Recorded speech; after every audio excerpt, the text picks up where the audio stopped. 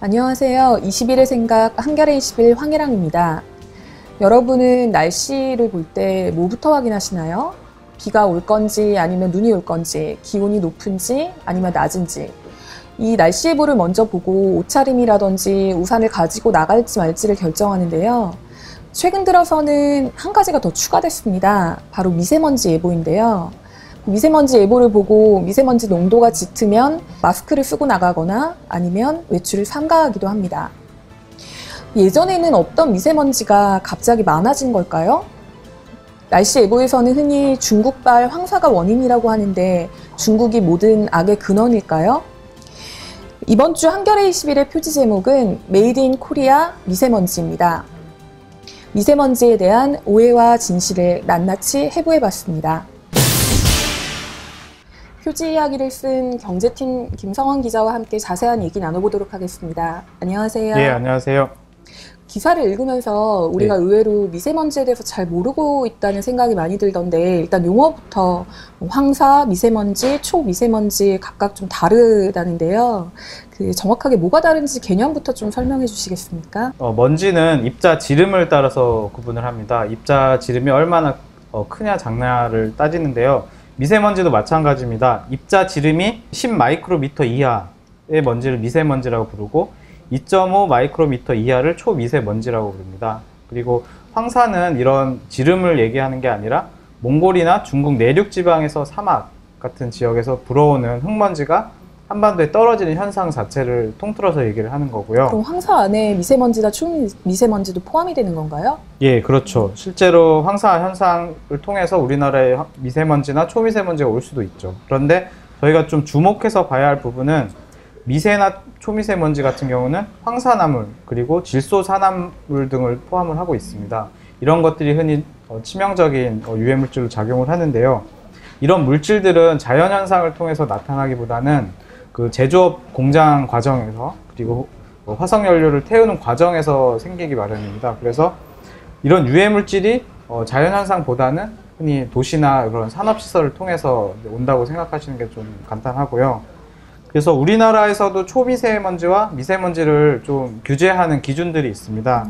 그 환경정책기본법 시행령을 통해서 만들고 있는데요.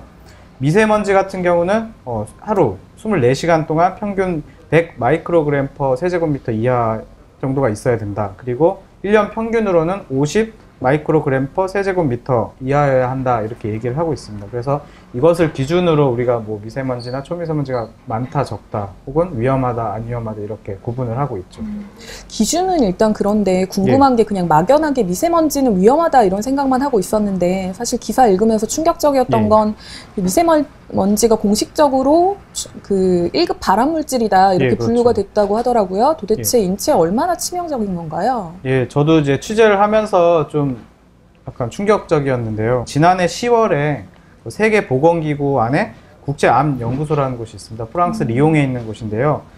발암 등급별 물질에 대한 항목을 새로 발표를 했습니다. 원래 한 107개 정도를 가지고 있었던 이 목록 중에서 2개를 더 추가를 했는데요. 그 중에 하나가 미세먼지, 그리고 또 하나는 실외 대기오염이라는 겁니다. 미세먼지와 실외 대기오염은 1등급, 그러니까 직접적으로 암을 유발하는 요인으로 볼 근거가 충분하다 이렇게 볼 수가 있는 거죠.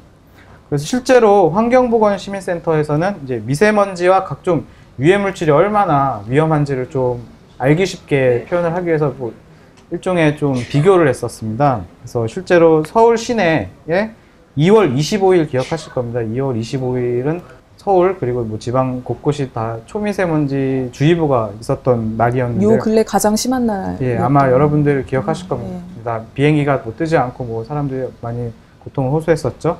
실제로 비교해 본 결과 2월 25일 낮 12시에서 서울 시내에서 1시간 동안 숨을 쉰다라는 것은 그 담배 한 개 피의 연기를 1시간 40분 동안 마시는 것, 매연을 4시간 19분 동안 마시는 거랑 똑같다라는 이제 결과가 도출이 됐는데요.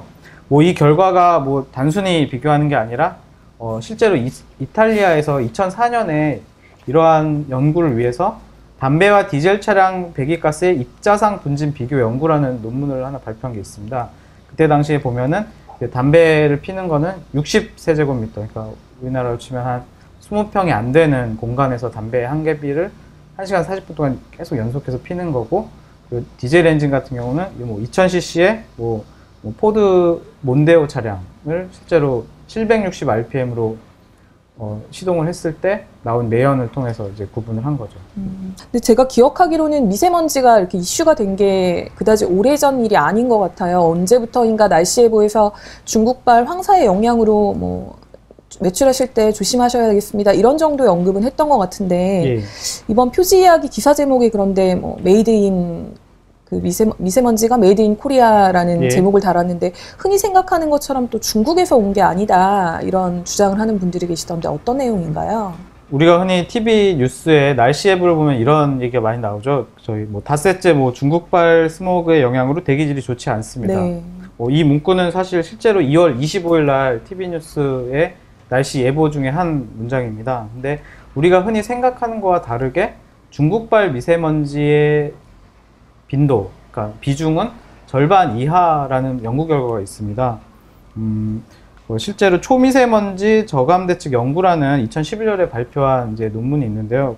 이제 국내에서 처음으로 이런 미세먼지와 초미세먼지의 오염 원인, 그리고 어디서 오는지를 좀 나름 모델링을 통해서 도출한 자료입니다. 이 자료를 보면은 미세먼지의 경우에는 중국이 38% 정도 기여를 하고 있고, 절반도 안 되네요. 예, 네. 서울은 27%, 그리고 인천과 경기 지역에서 25%, 그러니까 합치면 거의 절반 이상은 국내에서 나타나는 거죠. 그리고 초미세먼지 같은 경우는 중국이 49%, 이 경우에는 조금 더 많습니다. 그렇지만 서울과 인천, 경기 등을 합해도 47%, 그리고 기타 뭐 다른 요인들도 있고요. 그러니까 이 말이 무엇이냐라고 하면은 결국 미세먼지나 초미세먼지 같은 경우는 무조건 중국발로 원인을 돌리기에는 좀 미흡한 부분이 있다라는 거죠. 그리고 실제로 이 부분에 대한 연구가 그렇게 많이 이루어지지 않아서 전문가분들에게 여쭤보니 이런 식으로 단순한 모델링을 통해서 한 자료를 바탕으로 뭐 중국발 원인을 규정을 하는 것 자체가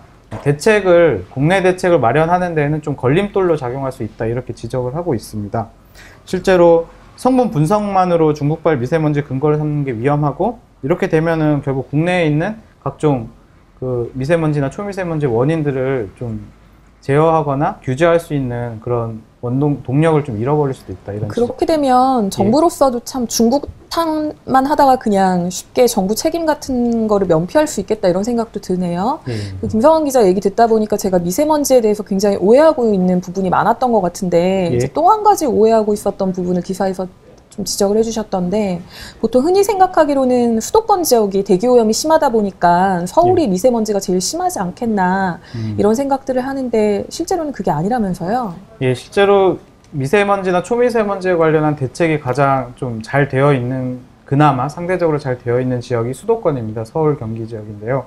우리가 아시다시피 서울 지역은 지금 초미세먼지 예보를 하고 있죠. 그리고 정부 정책상으로 봤을 때도 환경부에서 이제 각종 수도권 그 미세먼지 관련 대책을 내놓고 있는데요. 이거는 2003년부터 계속 지속이 됐습니다. 그래서 수조 원이 들어가는 예산이 들어가서 이제 좀 계속 개선을 하고 있는데요. 반면에 지방 같은 경우에는 그런 요소들이 없죠. 그렇기 때문에 실제로 우리가 미세먼지 관련한 측정을 한 결과를 보면은 강원도나 전라도 지역이 미세먼지 농도가 더 높은 걸로 나오고 있습니다. 이런 지역 같은 경우는 산업시설이 밀집해 있다거나 혹은 각종 미세먼지 관련 측정은 하지만 관련 제도 자체가 제대로 이루어지지 않고 있기 때문인데요.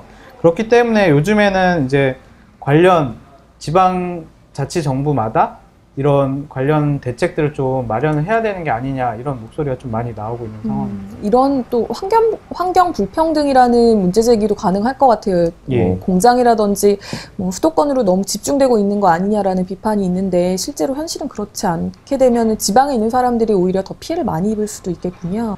단순히 뭐 수도권 지역만 개선하기보다는 전 지역별로 각 지역에 맞는, 뭐 예를 들어서 산업시설이 있는 지역은 그걸 규제하고, 또 다른 시설이 있는 곳은 좀 다른 미세먼지를 규제할 수 있는 그런 좀 각자 맞춤형 대책을 좀 내놔야 하는 실정입니다. 예를 들어서 기사에서 보니까 정부도 나름대로 뭐 9월 달에 디젤 택시에 대해서 유가 보조금을 지급한다든지 이런 정책들을 내놓고 있던데 이게 또 미세먼지에는 굉장히 악영향을 끼친다고 지적하셨던데 예. 정부 대책을 좀 총체적으로 어떤 문제점이 있는 건가요? 그 디젤 엔진 같은 경우는 이제 최근에는 뭐 많이 공해 물질을 개선한 디젤 엔진들이 나오긴 하지만 아직도 이제 환경 전문가분들은 이런 디젤 엔진이 좀 원인이 되고 있다라고 얘기를 하고 있습니다. 그리고 실제로 도시에서는 가장 큰 오염 배출원이 자동차거든요. 그런데 이런 자동차에 디젤 자동차를 좀 더 확충한다는 것은 사실은 그 미세먼지 대책과는 좀 많이 상충하는 부분이 있습니다. 또 다른 하나를 좀 이제 우려를 하는 모습들이 단순히 미세먼지가 발생하기보다는 다른 물질들이 나와서 그 대기 중에서 결합해서 미세물질처럼 나쁜 이제 독성 물질로 변하는 경우가 있다라고 얘기를 하는 경우도 있습니다. 그렇기 때문에 적어도 이제 뭐 수원대 장영기 교수는 이런 얘기를 했는데요. 적어도 최악 조건의 최소화는 이루어야 된다 이렇게 지적을 했습니다. 이 말은 무엇이냐 하면은 자꾸만 평균치에 대해서만 정부가 집착을 하고 있는데 그러기보다는 가장 최악의 조건부터 개선할 수 있는 그런 식의 접근이 필요하다 이렇게 지적을 하고 있습니다. 미세먼지가 만약에 위험하다면 일반인들이 가장 궁금해하는 부분인 것 같은데 외출할 때 그냥 마스크만 쓰게 되면 안전한 건지 그리고 공기청정기라든지 이런 제품들이 좀 효과가 있는 건지 일반인들이 좀 궁금해할 만한 대목을 좀 설명해 주시죠. 예, 뭐 요즘에 미세먼지 관련한 뭐 산업이 팽창하고 있죠. 그래서 실제로 그 증권업계에서는 미세먼지 관련 테마주를 따로 관리한다 뭐 이런 보도가 나오기도 했습니다. 그리고 실제로 뭐 요즘 전자제품 중에 에어컨 같은 경우는 미세먼지 관련 필터가 장착되어 있는 제품들이 많습니다. 그리고 또 그 마스크 같은 경우에는 이제 황사용 마스크 우리 이제 심해지는 경우에는 이런 황사용 마스크를 쓰는데요.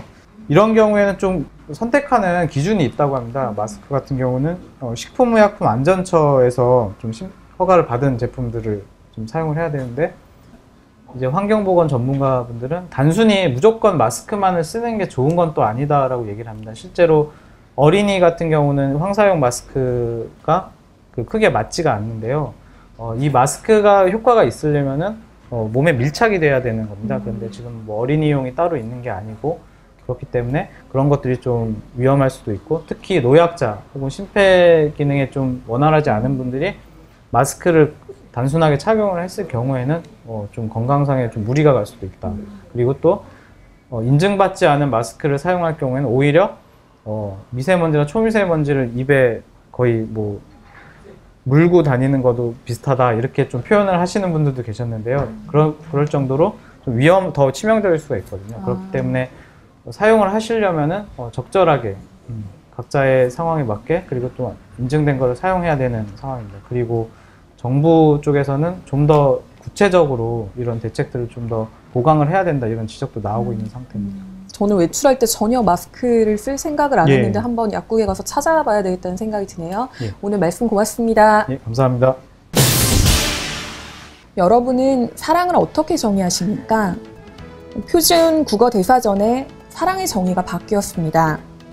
어떤 상대의 매력에 끌려서 열렬히 그리워하거나 좋아하는 마음을 남녀간에 그리워하거나 좋아하는 마음 이렇게 정의를 바꿨는데요. 그렇다면 이성 간의 사랑이 아닌 동성 간의 사랑은 사랑이 아닌 걸까요? 이문영의 한국어 사전에서 젊은 퀴어 활동가 10명과 함께 사랑 사전을 다시 써봤습니다. 한 동성애자는 사람이 많은 장소에서는 날씨가 좋다라는 말을 일종의 모스구호처럼 사랑한다는 말을 대신하는 언어로 쓰곤 한답니다. 마음 놓고 사랑한다고도 말할 수 없는 시대, 여러분은 지금 사랑하고 계시나요? 21일 생각 오늘은 여기까지입니다. 진행의 황혜랑이었습니다.